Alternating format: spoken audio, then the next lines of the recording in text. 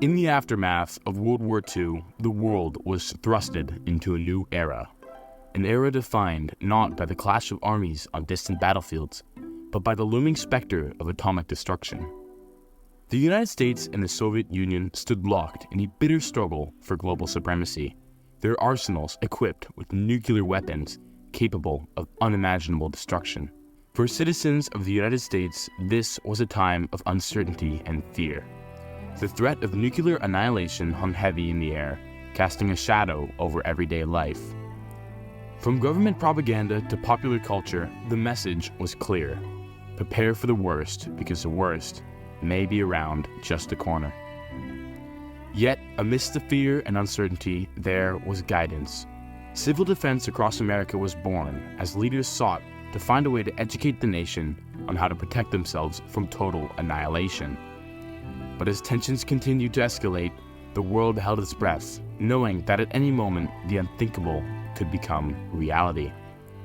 This is the story of civil defense, and how the government changed America forever, and how fear was manipulated into motivation and bravery for all Americans.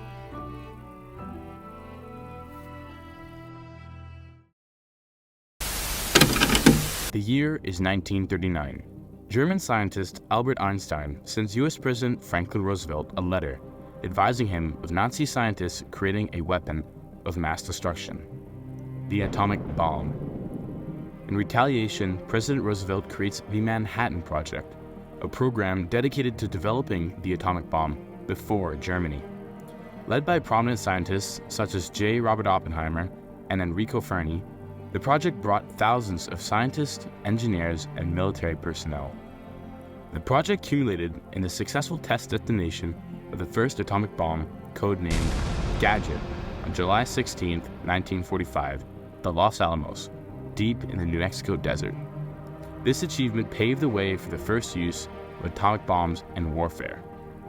On August 6th and 9th, 1945, the United States dropped atomic bombs on the Japanese cities of Hiroshima and Nagasaki, respectively, leading to Japan's surrender and the end of World War II.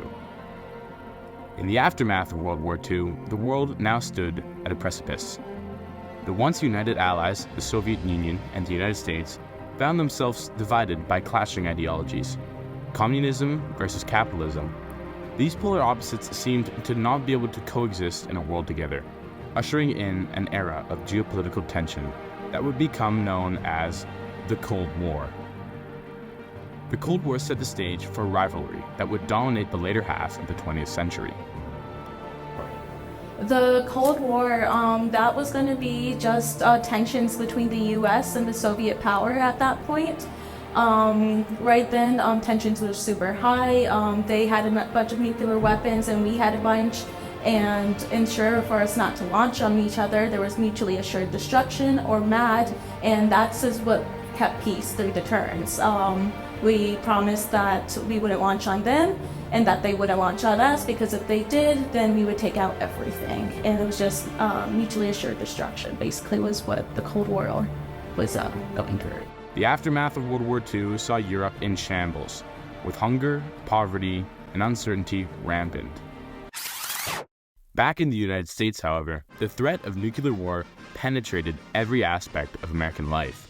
The USA had seen instances of world wars fought abroad in foreign countries, but a war that could cause instantaneous widespread civilian casualties was never in the picture. In 1949, the United States Office of Civil Defense was formed in order to prepare and educate Americans of the prospect of war on the home front. While civil defense saw little usage during World War II, the new dimensions of the Cold War increased the likelihood of an attack on the United States, precipitating a greater response that had yet been required of civil defense. It was the job of the CDA, or Civil Defense Agency, to educate and protect the nation from the means of the Cold War. Getting this information to all of America was a daunting task. The CDA had to cater to all Americans, including children, who couldn't fully understand the reality of the Cold War.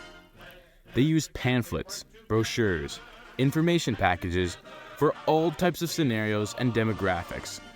The CDA also implemented themselves in magazines, comics, and educational television broadcasts, catering more towards younger audiences, kickstarting a period known as the Atomic Era in the United States.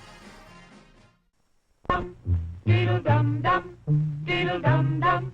There was a turtle by the name of Bert, and Bert the turtle was very alert. When danger threatened him, he never got hurt. He knew just what to do. He'd duck and cover, duck and cover. He did what we all must learn to do. You and you and you and you. Duck and cover. Be sure and remember what Bert the Turtle just did, friends, because every one of us must remember to do the same thing. That's what this film is all about. While the duck and covering demonstrated by Bert the Turtle may seem futile in the midst of nuclear bombing, helped cope with fear and anxiety of impending doom, and provided at least a bit of protection from large nuclear shockwaves. Actually, in school, practicing getting under my desk when I was a little tot, and, because you had to take cover, right? We actually practiced the drills in school. I went to a Catholic school, so the nuns would show us what to do to take cover. I think it was pretty good training to the kids, and it did upset some of the kids. They didn't like it, and I don't think the parents cared for it, but something they had to do. It was an eventuality that could have happened, The CDA had a lot on their plate. As the Cold War went on, tensions escalated and bombs got bigger. These weren't your parents' bombs anymore.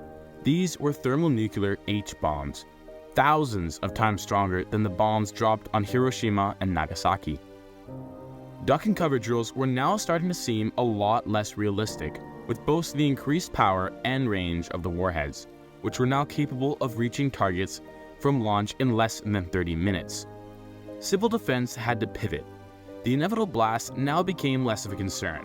With the H-bomb came increased nuclear fallout, the residual radioactive material that falls out of the sky after an explosion.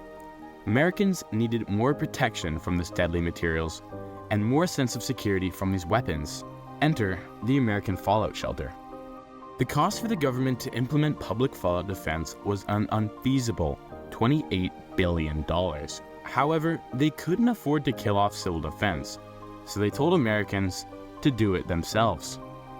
By the 1960s, the Cold War kept intensifying, and so did civil defense with it.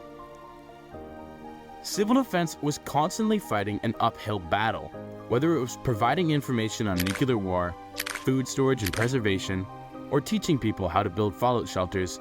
Civil defense was always there and always ready to protect Americans. So how is civil defense so effective? The truth is that we'll never know if the measures put in place by the Office of Civil Defense would have even worked in nuclear warfare. But that's exactly what the CDA wanted. Civil defense was America's insurance. You hope you don't need it until you do. So how did civil defense single-handedly convince all of America that they needed to spend hard-earned money on fallout shelters and that they needed to routinely do drills in school to protect themselves against a country on the other side of the planet? Fear. Fear is the driving factor for all motivation in life, driving people to take action to avoid perceived threats or negative outcomes. We rely back to our survival instincts in times of threat, which is why people were so afraid and cautious of what was happening around them. We as a society were fearful. How could we protect ourselves from the Russians? Then comes the Civil Defense Agency, a beacon of hope, educating and assuring safety in a time of unsurety. Americans needed an anchor to the reality of their situation, but didn't want people to panic, which is the reason why most CDA campaigns are shown in lighthearted manners. The CDA didn't need to hide from the bomb, but needed a way to hide from the truth, that there was no assured safety in the Cold War. They channeled and capitalized on Americans' fear and leveraged this fear by emphasizing the potential catastrophic consequences of a nuclear attack and the need for preparedness to mitigate its effects. So as the Cold War waged on, the specter of nuclear annihilation loomed large over the world, but civil defense was there, Despite challenges and uncertainties, civil defense remains steadfast in its mission to protect the American people. Civil defense may have been born and operated out of fear, but it also showcased the strength and determination of the American spirit. It was a time of uncertainty, but civil defense gave people a sense of control in an otherwise chaotic world. In the end, civil defense was more than just an agency. It was a symbol of hope in a time of fear, a testament to the indomitable spirit of American citizens. Aware today, alive tomorrow.